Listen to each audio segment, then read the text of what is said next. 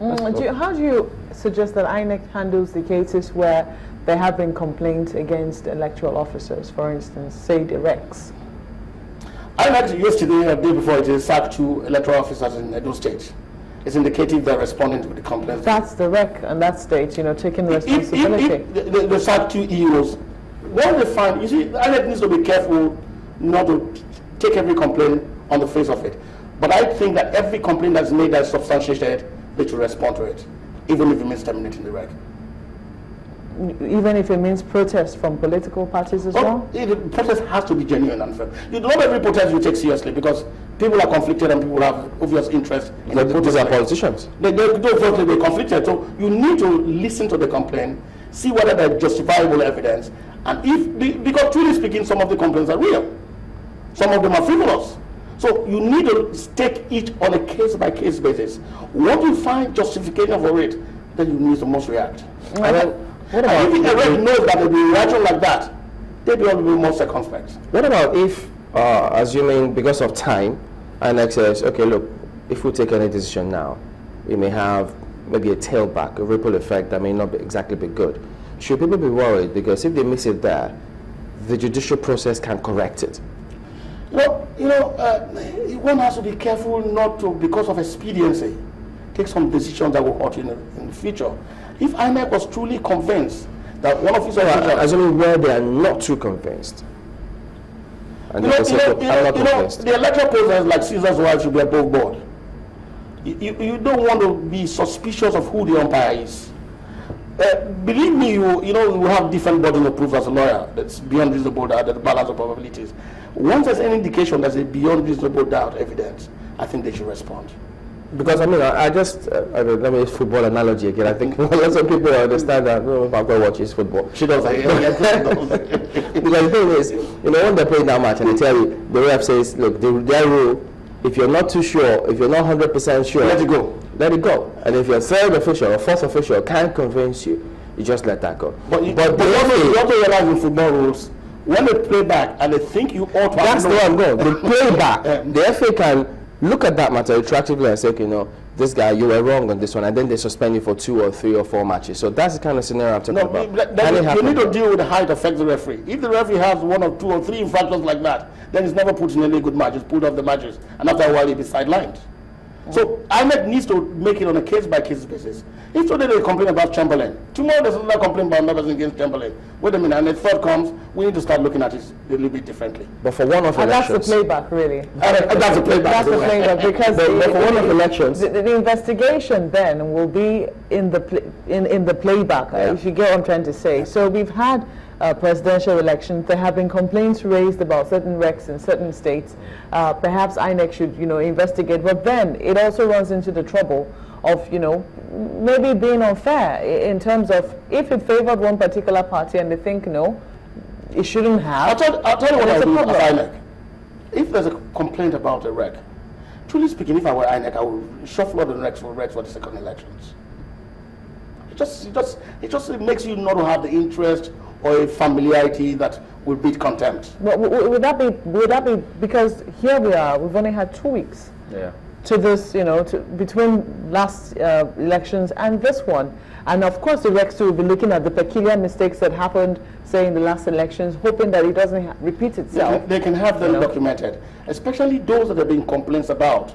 We're not saying you've done anything wrong, but to show that we're truly unfair and we're above board, please move from Sokoto to Bauchi. That's a presumption of guilt. No, it's not. If you're the presumption of guilt, they'll have you fired. How will people interpret it if they move? It's a normal administrative move. Okay, that's movement across board. Movement across board. Oh, okay. You don't do a shuffle of the cards to make sure that the cards are all being played without anybody having an unfair advantage. They may complain against you. I don't want you to be, you don't have any interest in the state, you just want to do your work. So go to some other place and do the work. Will that not be too soon? I mean, here we are, it's just Thursday already. What does it take to move a person? Friday, Saturday? You can move anybody in it. It's not, you see, these are the issues we need to evolve as a people, understand if we want to play fair, because your umpire has to be seen as being an umpire. And truly speaking, if people start casting aspersions on the umpire, then there's a real problem. What about the electorate? What can the electorate do to be a lot more vigilant? I'll give you an instance. For instance, in Lagos, in some of the areas, we were told that the accreditation went on without the ballot papers. So the accreditation had finished, and then the electorates were waiting and waiting for the ballot papers. In some cases, they never arrived. The accreditation went on in such a way that the voting, the actual voting, had to take place the following day.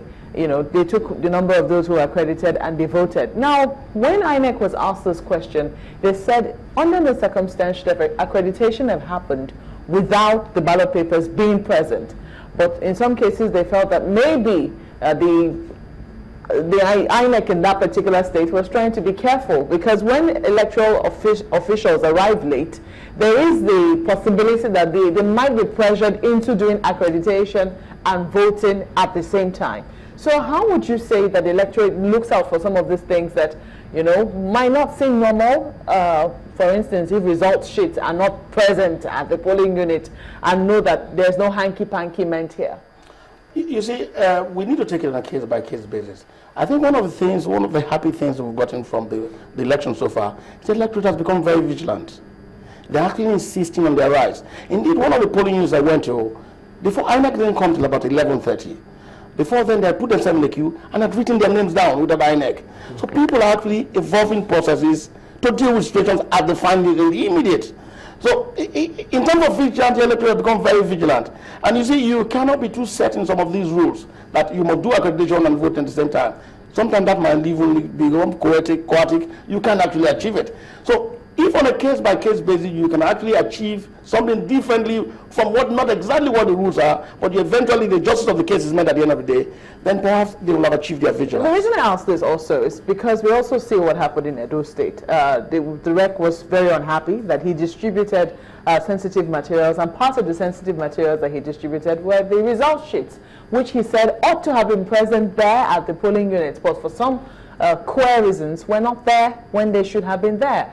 Do you think, and then we also saw the governor of a state, you know, go to the polling unit and immediately ask for the result sheet.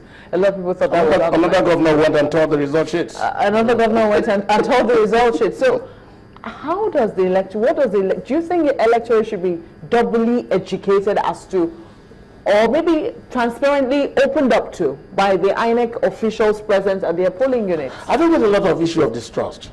Because you're not sure if you declare the result sheets are there, somebody will not take it and run away, and you have a problem. So these are all the challenges you need to deal with. But the truth about the result sheets ought to have been there before election starts.